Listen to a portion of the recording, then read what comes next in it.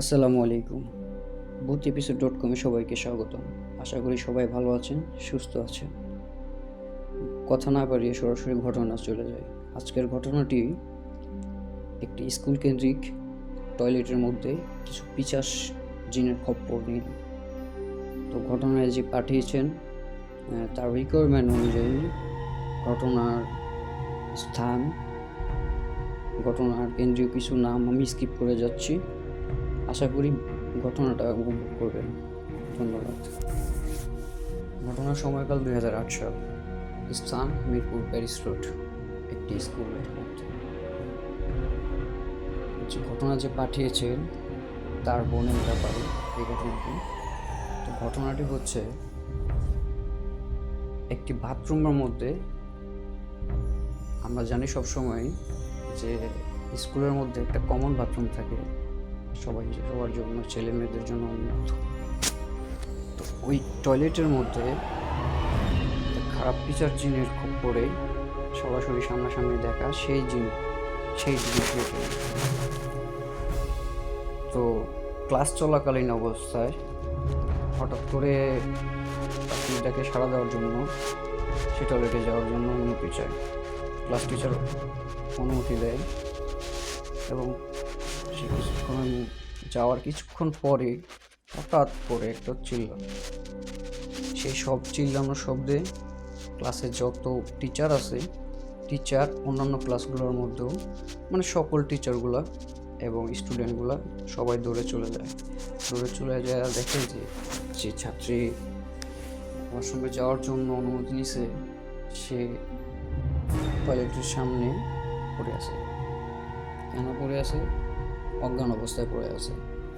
সকলে ধরাধরি করে নিয়ে গেল ক্লাসরুমে নিয়ে যাওয়ার পরে হলো কি, সবাই তাকে সুস্থ করার জন্য চোখে পানি ছেড়ে যা করণীয় প্রাথমিকভাবে তাই করলো।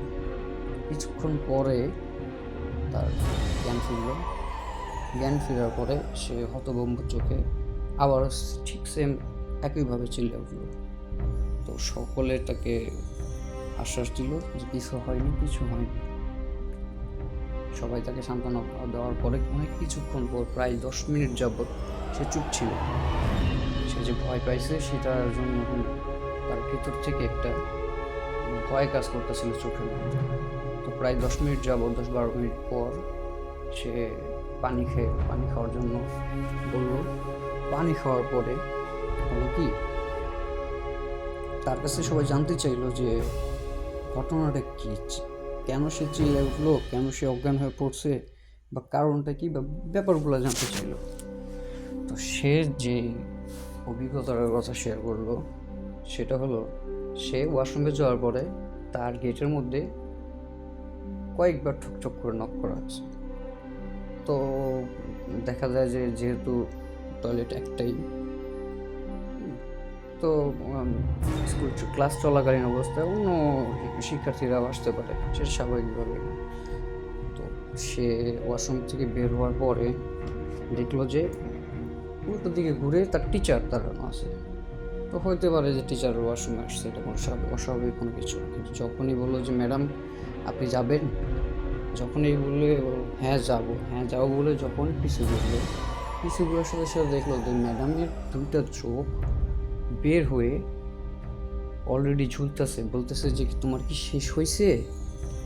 যখনই এই অবস্থায় এবং তার প্রতি উত্তরটা দিল, তখনই সে এক জোরে চিৎকার দিয়ে ওইখানে সেন্সলেস অবস্থা পড়ে গেল। তো এই ঘটনা শোনার পর যে ক্লাসের প্রতিটা স্কুলেই ধর্ম ক্লাসের মধ্যে একজন হুজুর থাকে। তো সেই হুজুর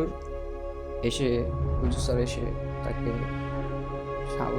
স্বাভাবিকভাবে মানে প্রাথমিকভাবে যে ঝাড়ার সুরা করে ফু দেওয়া বা পানি পড়া খাওয়ানো, প্রাথমিক পর্যায়টা করে তাকে আর ক্লাস করতে দেয়নি, তাকে বাসায় চলে যেতে দিয়েছে। তো বাসায় চলে গেছে স্বাভাবিক, ওই দিনটা কোনো সমস্যা নেই। তারপরের দিনটা হঠাৎ করে দুপুর থেকেই সে কেমন যেন উল্টো কাজ শুরু করলো।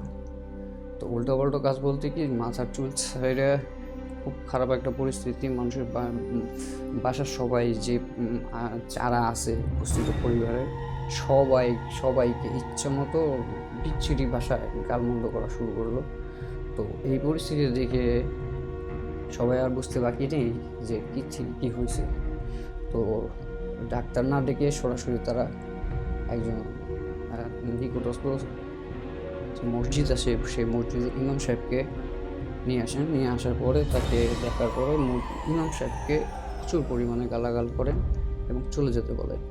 তো ইমাম সাহেব তাকে বকট করে অনেকগুলো সূরা পড়ার পরে প্রায় পানি পড়া দিয়ে ছিটা দেওয়ার পরে অনেকক্ষণ পর সে আর কি প্রাথমিকভাবে চলে যেতে সম্ভব হলো। তো হুজুর বললো যে আমি প্রাথমিকভাবে আপনাদের এই চিকিৎসাটা করছি, ওখানে চলে গেছে, আপনারা এটা পার্মানেন্টভাবে একটা চিকিৎসা করেন, এইটা আমার দ্বারা সম্ভব হবে না। তো এই কথা শুনে সাথে সাথেই ওই যে ঘটনাটা পাঠিয়েছে তার বন্ধুর এক বড় ভাই, তিনি আবার এই চিকিৎসার মধ্যে খুব পারদর্শী, তার সাথে অনেকগুলো জিন আছে। তো তার গল্প এক সময় আমরা নিয়ে আসবো ইনশাল্লাহ।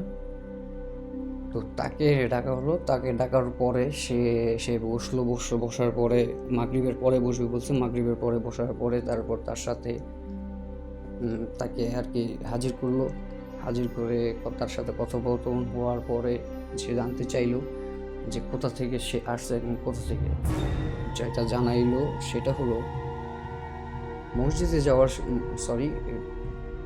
স্কুলে যাওয়ার সময় পাশেই মসজিদের পাশে দুইটা বিল্ডিংয়ের, ঢাকা সিটির ভিতরে দুইটা বিল্ডিংয়ের মাঝে একটা ফাঁকা থাকে ড্রেনের সোয়ারেজ লাইনের জন্য। তো ওই ফাঁকা সোয়ারেজ লাইনের যে ময়লার ওইখানটায় ও থাকতো। তো কোনো একদিন হয়তো বা আসা যাওয়ার সময় সে বাসার থেকে খাবার দিয়েছিল, তো রুটি এবং ডাল ভাজি এরকম কিছু। তো পোলট্রির মধ্যে যে ডাল ভাজিগুলো ছিল সেগুলো রুটি সহ খাবে না বলে ফিকে আমারে ফালায় দিছে। ফালায় যেখানে দিছে সেখানে ওনাকে বসা ছিল, ওর গায়ের উপর পড়ছে। তো সেই থেকে খুব কিন্তু কখন ওরকমভাবে একা এবং ওইরকমভাবে আর কি পাইনি। তো ওই দিন তার সাথে আসে যায়, কিন্তু কখনো এরকমভাবে একভাবে না পাওয়ার কারণে ক্ষতি করতে পারেনি। তো ওই দিন একভাবে পাওয়াতে তাকে পুরোপুরিভাবে ভয় দেখাইছে এবং এখন সে রিকোয়ারমেন্ট যে সে তাকে ছাড়া যাবে না, সে তাকে মেরে ফেলবে, এরকম একটা।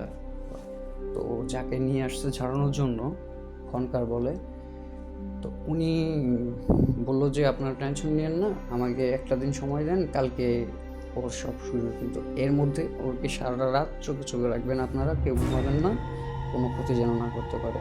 তো উনি ওনার রিকোয়ারমেন্ট অনুযায়ী 7টা ঘাটের পানি আরও কী ব্যবস্থা করার পর তারপরের দিন ওকে পুরোপুরিভাবে ঝাড়া ফেলতে আর কি টোটালি আর কি রিমুভ করতে সক্ষম হয়েছে। তো এটাই ছিল মিরপুর থেকে পাঠানো একটা ছোটো ঘটনা। আশা করি সবাই ভালো লাগবে। ভুল ত্রুটি সবাই খুব ক্ষমাসুন্দর দৃষ্টিতে দেখবেন। এখানে একটা সাজেশন হলো, নাপাক অবস্থায় নাপাকের জায়গায় একমাত্র খারাপ জিনগুলো বসবাস করে এবং পবিত্র জিনগুলো যে কি বলে এটাকে ইমানদার মুমিন জিন যারা তারা আল্লাহর ইবাদতে মশগুল থাকে এবং তারা থাকে পাহাড়ে, সমুদ্রে, বিভিন্ন জায়গায় থেকে তারা ইবাদত করে। তো যখনই আর কি টয়লেটে এগুলো খুব খারাপ জিনগুলো এইখানে গেলেন আপাক জায়গায় থাকে, তো আমাদের কাছে তার জন্য অবশ্যই আমাদের কাছে এর পরিপ্রেক্ষিতে আছে। সেটা হলো আমরা যখনই টয়লেটে ঢুকবো তখনই আমরা বলা আছে হাদিসে বা পা দিয়ে ঢুকতে হবে এবং সূরাও বলা আছে। যখনই আমরা এই সূরাটা পড়বো তখন এই নাপাকি যদি কোনো জিন থেকে থাকে তাদের মধ্যে এবং আমাদের মধ্যে মাঝখানে একটা পর্দা পড়ে যায়, যার কারণে ওরা আমাদের দেখতে পারে না, আমরা ওদের দেখতে পারি না। এই পর্দাটার কারণে আমাদের কোনো ক্ষয়ক্ষতি হয় না। তো আশা করি সবাই এই দোয়াটা সবাই জানেন, আল্লাহুম্মা ইন্নী আউযু বিকা মিনাল খুবসি ওয়া খবাইস।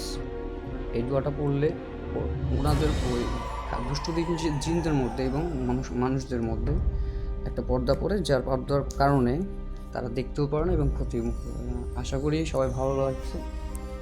ধন্যবাদ, সবাই পাশে থাকবেন। আসসালামু আলাইকুম।